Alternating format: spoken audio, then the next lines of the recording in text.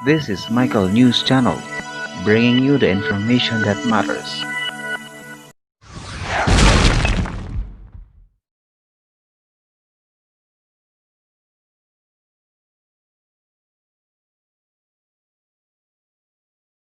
So now I go to the possible terms and conditions.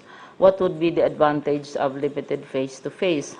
Well, both the learners, our students, and our teachers are familiar with face-to-face learning, so they will not have difficulty adjusting. Administrative costs will also be lower, and also the limited face-to-face classes closes inequality gaps kasi kung we rely, for example, heavily on online learning, then you will have equity problems for those who may not have access to digital equipment. And also, this is the most important, when we teach our children, we teach them not only about facts, about knowledge, about philosophies, about history, but we teach them how to deal with their fellow human beings. And that can only be attained to a great degree by face-to-face interaction among children, especially as they are young. Now, some of the disadvantages are, of course, the health risks. That's why we want to limit very strictly the implementation of face-to-face, and also the administrative costs, because maintaining the health standards and so on, and also of our own buildings will also be costly for us. Now, what are the possible terms and conditions which we can impose, aside from the fact that those who will be allowed to do so should be at the lower risk assessment?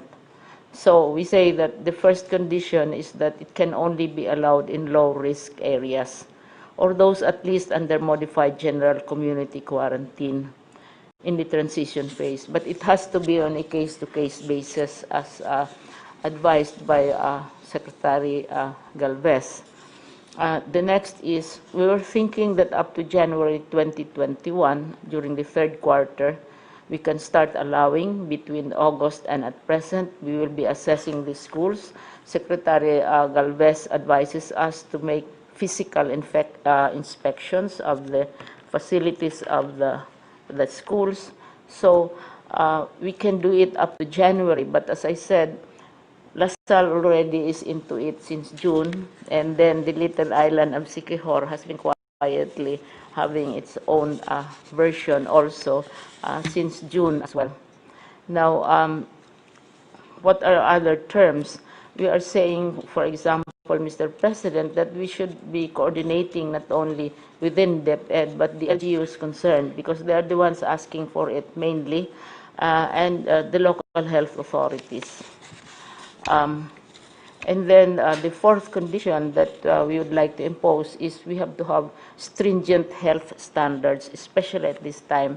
We were thinking perhaps August, no, but with the new developments, the numbers, and so on, we should be imposing stringent health standards as suggested by the Department of Health and also by AITF. And some of these will take time, like preparing the buildings, making sure that social distancing will be observed, and also how do we do physical education. And there's also advice that we have to, but this will not be difficult for our public schools kasi hindi naman sila air-conditioned, dinidiscourage ang air-conditioned classes, etc. And also, number 5 takes into consideration very seriously the advice of Secretary Galvez and Secretary Anyo that we have to have a joint inspection. It's not automatic. Kung low risk ka, pwede ka nang mag-open. No, they have to be inspected. And I was saying that DEPed, since the time of your mother, is structured in such a manner that you have people down to the principal level, the superintendent, and so on, who really know what is the situation at the frontline level. So we want to follow the advice of the National Task Force. So in summary, Mr. President, for basic education, we are saying that maybe we can allow limited face-to-face learning, but to be strictly regulated in the light of present conditions. So we have to listen to at least 4 agencies which would have an interest in the matter. One, the location of the schools have to be assessed as low risk, but that is only the first step, Mr. President. Secondly, our schools have to be friendly to the idea of face-to-face during the time of COVID.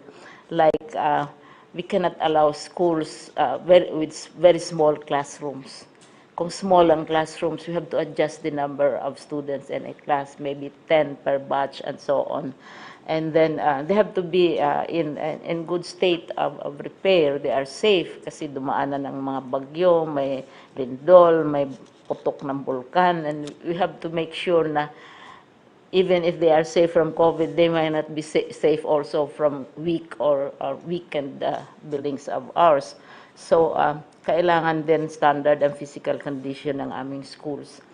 And then, importante is that the schools should also meet the minimum health standards. We have already, as per your instruction, we already have organized and created also our minimum health standards, and it is in writing. We have circulated it actually in DEPed already, because school or no school, we are imposing the minimum health standards. And this is in consultation with DOH. We benefit so much from their advice. And then fourth, the host local government, because they are largely the ones who are asking for this, aside from the international schools, they have to be ready to support financially the schools, because they have the SEF. SEF is a national tax on real property, 1% of which should go to education, and which the provinces collect. So it's a national tax. It's our national tax, which the provinces are collecting, yung SEF, the Special Education Fund. So they have to be prepared to help finance the needs of these schools. So itong 4 na conditions, Mr. President, have to be fulfilled before we allow limited. The accent is on limited, because the public is reaction na may meme pa sa Secretary of Education na I said daw patay kung patay, pero kailangan magklase, which of course is not. I would not be capable of making such a statement.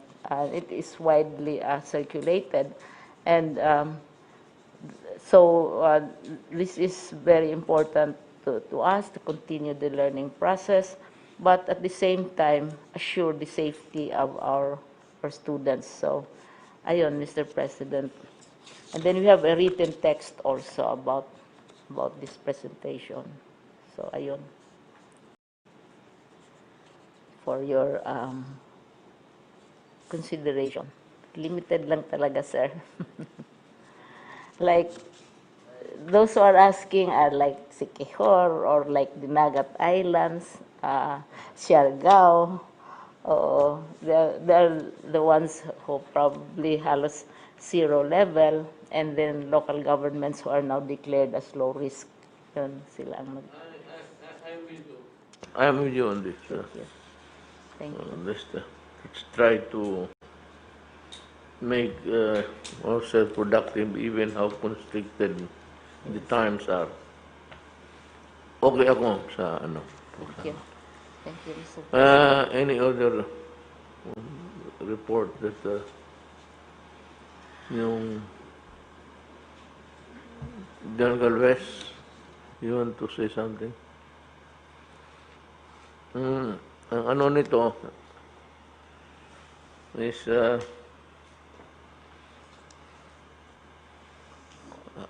it's very hard for us really to impose itong ano paglabas ng tao,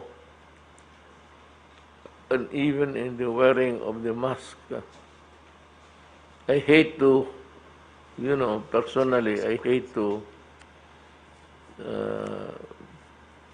arrest people for the mere violation of a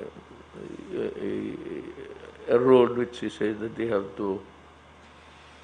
Ang problema, kailangan masyado ang cooperation ng the mayors have to do more.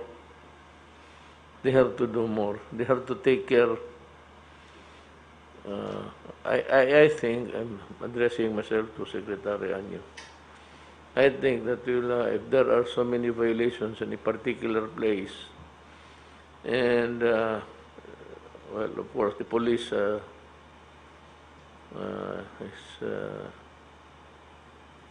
lacking in the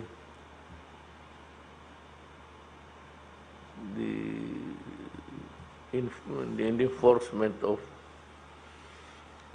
inadequate response to the rules that we are imposing simply because we want people protected.